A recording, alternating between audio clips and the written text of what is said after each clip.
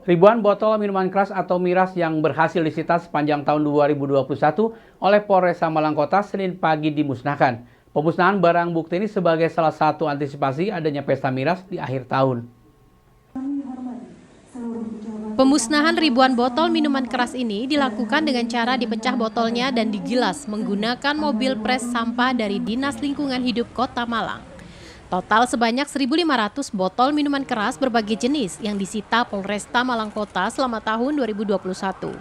AKBP Denny Herianto, Wakapolresta Malang Kota mengatakan, pemusnahan miras ini sebagai salah satu antisipasi adanya pesta miras menjelang akhir tahun. Untuk itu, Polresta melalui operasi Lilin Semeru 2021 gencar melakukan operasi sehingga tidak adanya warga yang melakukan pesta miras saat penutupan tahun. Wakapolresta juga menghimbau masyarakat untuk melaporkan ke polisi apabila melihat ada toko yang menjual minuman keras dan melihat warga yang melakukan pesta miras yang berpotensi mengganggu kenyamanan masyarakat. Dan apabila ada toko yang menjual akan miras akan dikenakan sanksi sesuai hukum yang berlaku. Sementara di tahun 2021, Polresta telah berhasil mengungkap 554 kasus narkoba dan minuman keras. Dari 554 kasus tersebut, 88 tersangka berhasil diamankan.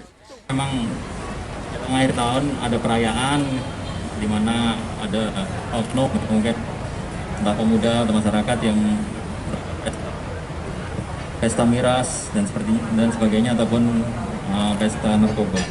Ini tentunya kita sudah melaksanakan antisipasi melalui operasi Lilin ini. Salah satu sasaran ataupun targetnya adalah untuk melakukan razia ataupun penyitaan ya, pertama terhadap tempat-tempat yang diduga sebagai penjual miras ataupun pelaku-pelaku yang terdeteksi sebagai pengguna ataupun yang mengedarkan narkoba.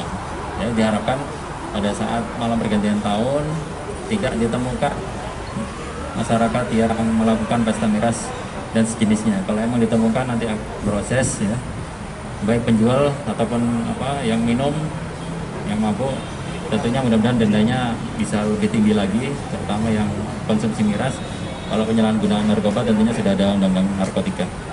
Sudah mulai tanggal 24 kemarin ya, ini kan sudah tanggal 27. Kita sejak melaksanakan operasi Lilin ini ya sampai saat ini belum ditemukan ya adanya kegiatan-kegiatan untuk pesta miras.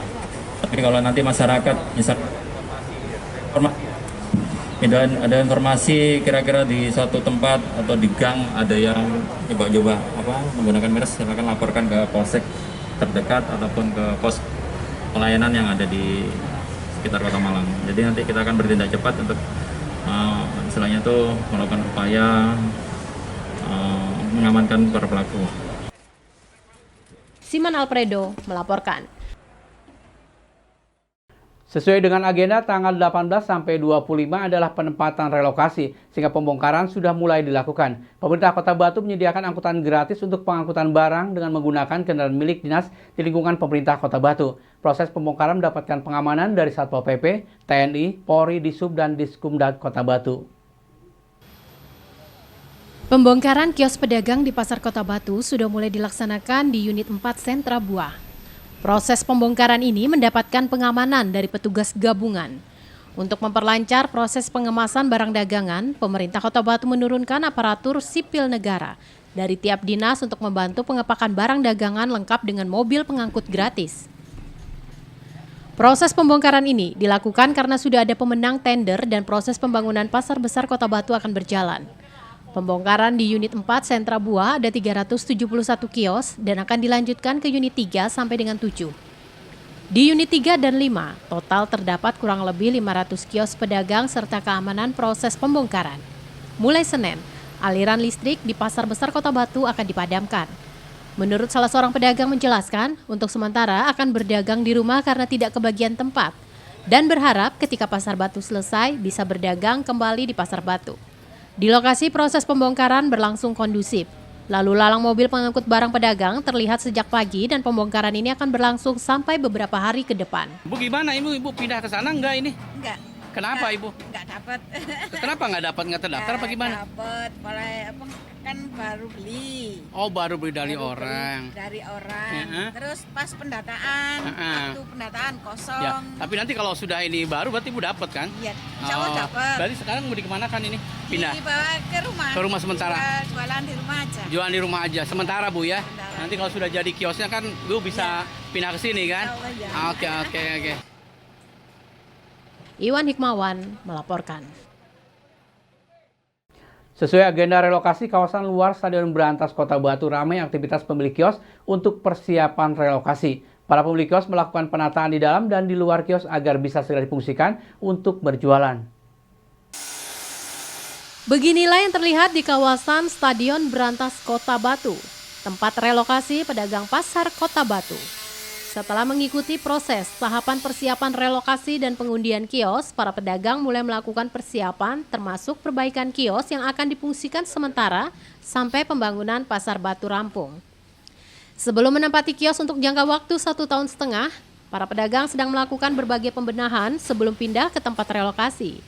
Perbaikan terus dilakukan pemilik kios agar kios bisa berfungsi maksimal menjadi tempat berjualan kembali. Perbaikan kios ini hampir sebagian besar dilakukan pada bagian lantai dengan melakukan pengurukan dan pemasangan tackle agar barang dagangan tidak terendam air pada saat hujan deras. Menurut salah seorang pemilik kios menjelaskan, pembenahan dilakukan untuk beberapa hari ke depan agar kios bisa siap ketika akan berjualan kembali. Di lokasi lainnya, para pedagang hampir sebagian besar melakukan peninggian dan memasang tackle agar ketika hujan bagian lantai dan barang dagangan tidak terendam air, serta perbaikan paving jalan agar air bisa lancar dan tidak menggenang. Sudah persiapan berapa hari ini Pak pengerjaan ini Pak? 4 hari. 4 hari Pak ya. Kira-kira selesai sampai kapan ini? Insya Allah sebentar lagi. Sebentar lagi. Ya. Tapi masih belum beraktivitas Pak, masih belum berjualan dulu. Belum. Berarti nunggu apa? Ya nunggu barang yang dari pasar lama Ya, kumpul ke sini ya. baru buka. Baru buka Pak ya. Iya, iya. Kira-kira berapa lama ini? Kira-kira 5 hari. 5 hari lagi Pak ya. Iya. Bapak dulu di pasar mana? Beda? Pasar Batu, Ah, ah. pasar Pasar besar apa? Dari unit 2. unit 2 Pak ya. Oh, sekarang sudah pindah persiapan Pak ya sekarang ya. Gimana? Optimis nggak ke depan ini? Ya mudah-mudahan lancar. Lancar. Iya. Tapi sudah jelas ya kalau sudah dibangun pasar baru Bapak sudah dapat ya jelas ya. Iya. Dapat tempat Pak ya. Iya. Pak ada harapan sebagai pedagang ke depan seperti apa nih Pak harapannya Pak? Ya mudah-mudahan semua pedagang bisa memang bisa lancar. Bisa lancar, aktivitasnya bisa normal Pak, bisa lebih ramai mungkin Pak ya. Iya. Iwan Hikmawan melaporkan. Terima kasih Anda masih bersama kami Info 7 Malang Raya. Pelayanan SKCK di Polresta Malang Kota membludak setelah adanya pengumuman penerimaan aparatur sipil negara atau ASN dan PPK. Peningkatan pelayanan SKCK ini meningkat 100% dibandingkan pada hari biasa. Masyarakat yang lolos dalam tes penerimaan aparatur sipil negara atau ASN dan PPK Senin pagi memadati Polresta Malang Kota untuk melakukan pengurusan SKCK baru maupun perpanjangan. Antrian pengurusan SKCK ini menumpuk di depan ruangan pelayanan SKCK Polresta Malang. Meski demikian, namun polisi tetap menghimbau masyarakat yang mengurus SKCK untuk tetap menerapkan protokol kesehatan. Pelayanan pembuatan SKCK ini meningkat setelah adanya pengumuman perekrutan ASN pada tanggal 24 Desember lalu. Akibatnya, Senin pagi masyarakat ramai-ramai membuat SKCK. Kasubag Humas Polresta Malang Kota, Ibda Eko Popianto mengatakan peningkatan pengurusan SKCK ini seiring adanya pengumuman penerimaan ASN dan PPK yang keluar pada tanggal 24 Desember. Membludaknya pembuatan SKCK oleh masyarakat ini, Polresta Malang Kota menambah loket petugas untuk memberikan pelayanan yang maksimal bagi masyarakat. Berdasarkan dari sumber hari ini yang diterima di SKCK Polresta Malang Kota, yang mendominasi pembuat SKCK hari ini adalah dari untuk keperluan pegawai negeri sipil ya, pengangkatan ASN dan PPK di Kota Malang maupun ada beberapa juga yang diterima di beberapa instansi pemerintah di Indonesia, khususnya di Kota Malang. Ada beberapa yang harus memperbarui, kan setiap tahun itu kan diperbarui ya kerja kontrak yang di beberapa instansi di pemerintahan sentral di Kota Malang ini mereka membutuhkan surat ini untuk pengurusan. Jadi karena Jumat lalu baru pengumuman, tanggal 24. Nah hari ini karena Sabtu Minggu kemarin pelayanan mungkin cuma setengah hari, mereka hari Senin ini secara bersama-sama, jadi terjadi sedikit antrian untuk pembuatan SKCK dalam rangka penerimaan ASN dan PPK di wilayah Kota Malang. Mungkin itu. Kami sudah koordinasi di pihak SKCK sendiri. Hari ini diupayakan bisa terlayani semua. Maka dari itu mungkin ada penambahan loket petugas untuk lebih mengoptimalkan pelayanan. Itu juga kita atur supaya tidak terjadi kerumunan, supaya juga di dalam juga benar-benar proses sirkulasi udara maupun hilir mudiknya orang juga bisa tertata. Sementara itu, Iza, salah satu warga yang mengurus SKCK, mengakui ia mengurus SKCK sebagai salah satu syarat diterimanya di salah satu SMA di Kota Malang. Ia mengaku baru membuat SKCK setelah mengetahui pengumuman pada 24 Desember lalu. Saya tadi mulai jam 8, pagernya masih belum dibuka, sudah di depan semua. Mbak nyangka nggak sih Mbak kalau bakalan antri kayak gini? Enggak Mas, soalnya ini pertama kali sih. Gitu. Baru tahu pengumumannya kapan Mbak? Pengumumannya itu keluar hari Kamis yang resmi dari pemerintah. Jadi hari Seninnya ngurus SKCK. Mbak tadi ngurusnya apakah ada kesulitan atau enggak? Enggak sih Mas, cuma antriannya itu banyak. Tadi cuma antri terus dipanggil gitu aja sih. Termasuk lebih cepat dari yang diperkirakan. Simon Alfredo melaporkan. Turunnya harga jual apel di tingkat petani berdampak pada kerugian petani karena biaya yang dikeluarkan tidak sebanding dengan harga jual. Harga jual apel saat ini merupakan harga terendah sepanjang tahun 2021. Beginilah yang dirasakan para petani apel di Kota Batu. Berbeda dengan beberapa puluh tahun yang lalu di mana petani apel masih menjadi pilihan petani di Kota Batu selain sayuran dan bunga, tetapi saat ini petani apel mulai beralih ke tanaman lain karena tingginya biaya yang harus dikeluarkan. Saat ini sudah banyak lahan apel yang berganti dengan jeruk maupun sayuran lainnya karena apel perlahan sudah tidak menjadi primadona di kalangan petani karena harga jual yang sering turun drastis sehingga petani sering mengalami kerugian. Saat ini harga jual apel jenis ANA di tingkat petani antara Rp2.000 sampai Rp3.000 per kilogram. Untuk apel jenis ANA dan Rp4.000 sampai Rp6.000-an untuk jenis mana lagi jauh di bawah harga ideal untuk apel. Menurut salah seorang petani apel di kawasan Turungrejo mengungkapkan, dengan harga jual Rp3.000 hingga Rp6.000 sudah jelas petani mengalami kerugian banyak karena tingginya biaya untuk obat-obatan dan selama ini perhatian pemerintah sangat kurang dirasakan petani apel. Di lokasi terlihat kualitas buah apel juga mengalami penurunan akibat faktor cuaca. Penyakit toto lalat masih menyerang apel sehingga petani lebih memilih untuk menjual apel melalui wisata petik apel. Sementara itu arus kendaraan yang melintas di pintu masuk Kota Batu jelang tahun baru terlihat ramai lancar. Gimana nih harga apel menjelang tahun baru ini? Aduh, sudah sekarang jatuh betul sekarang. Ini jatuh betul. Tahun betul, Pak. 2.000 sampai 6.000 paling tinggi. Untuk yang harga ANA berapa sekarang, Pak? 2.000. 2.000 tingkat petani, Pak ya? Iya, petani. Untuk harga jenis yang mana lagi? Yang mana lagi yang baik 6.000, yang biasa 4.000. 4.000. Pak itu harga rendah, Pak ya? Paling terendah tahun ini sudah. Paling terendah tahun ini, Pak ya? Ya mulai tahun 2000 sampai sekarang ini. Paling rendah hari ini. Padahal harga obat-obatan juga tinggi, Pak. Waduh, tinggi sekali sudah. Petani tidak akan mampu membeli obat-obatan yang baik. Saat ini, Pak ya? Iya, saat ini. Pak, kalau sampai jatuhnya kenapa sih, Pak? Kok sampai jatuh betul harganya, Pak? Ini kan belum panen raya apel sebetulnya. Belum. Iya. Tapi ya memang kondisi kita kan jelek sekarang. Iya. Kena ini COVID, jadi orang banyak amputasi. Oke. Jadi tidak bisa kalau mengandalkan petani aja sudah. Ini setengah mati sudah petani sudah. KO sudah petani. Berarti hasil panen juga berkurang, Pak, panen apel? Bukan berkurang lagi, tidak ada sudah. Itu karena pemeliharaan yang kurang apa karena biaya yang tinggi apa gimana, Pak? Biaya tinggi, biaya tenaga kerja tinggi. Berarti perawatan nggak optimal, Pak ya? Nggak optimal, betul.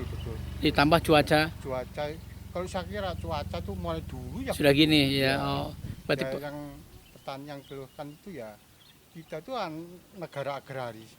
Ya. Tapi petani kok sampai sekarang kok enggak ada pemerintah nggak ada respon kok Pak petani. Kebijakan masih belum berpihak itu maksudnya. Kita tuh mulai tahun 2000 sudah KO buat Iya. petani pun sudah KO. Tambah sekarang negara seperti ini ya tambah KO lagi. Gitu. Berarti berat Pak ya untuk tanam apa lagi? Berat sekali. Makanya kalau generasi sekarang itu kalau nggak mau jadi petani itu sudah betul. Saya kira betul, masalahnya apa? Nggak bisa diandalkan. Sudah nggak rugi aja Pak ya? Rugi saja. Pak, harapan sebagai petani ke depan seperti apa nih yang Harapannya mudah-mudahan? petani ya seperti zaman Pak Harto dulu lah. Iya. Petani diperhatikan, jadi ada sisa untuk anak cucunya itu ada sisa untuk makan. Sekarang aja kalau ada petani anaknya 2, 1 SMP, 1 SMA sudah kaku, tidak bisa apa-apa. Berat Pak ya? Berat sekali. Oke, ya. oke. Iwan Hikmawan melaporkan. Terima kasih Anda masih bersama kami Info 7 Malang Raya. Tingginya intensitas hujan di wilayah Malang Raya berdampak buruk terhadap komoditas tanaman jeruk. Seperti yang dialami sejumlah petani jeruk di Desa Bocek, Kecamatan Karangploso. Hasil panen diprediksi turun 20% karena tanaman jeruk banyak diserang hama. Tingginya intensitas hujan di wilayah Malang Raya sejak 2 bulan terakhir berakibat buruk terhadap komoditas tanaman jeruk. Sejumlah petani di Dusun Supit Urang, Desa Bocek, Kecamatan Karangploso, Kabupaten Malang, mengaku tanaman jeruknya banyak yang mengalami gugur buah dan diserang hama. Meski sudah dilakukan penyemprotan obat-obatan dan nutrisi untuk tanaman jeruk, namun buah jeruk yang diserang hama kutu sisik, lalat buah, sehingga jeruk tidak bisa besar kemudian layu dan gugur. Seperti yang dialami petani jeruk Tarno, untuk panen tahun ini diprediksi hasil produksi jeruknya turun sekitar 20% dari lahan 5.000 meter persegi miliknya. Dalam satu kali panen, biasanya mendapatkan kurang lebih 8 ton jeruk dari sekitar 400 pohon jeruk.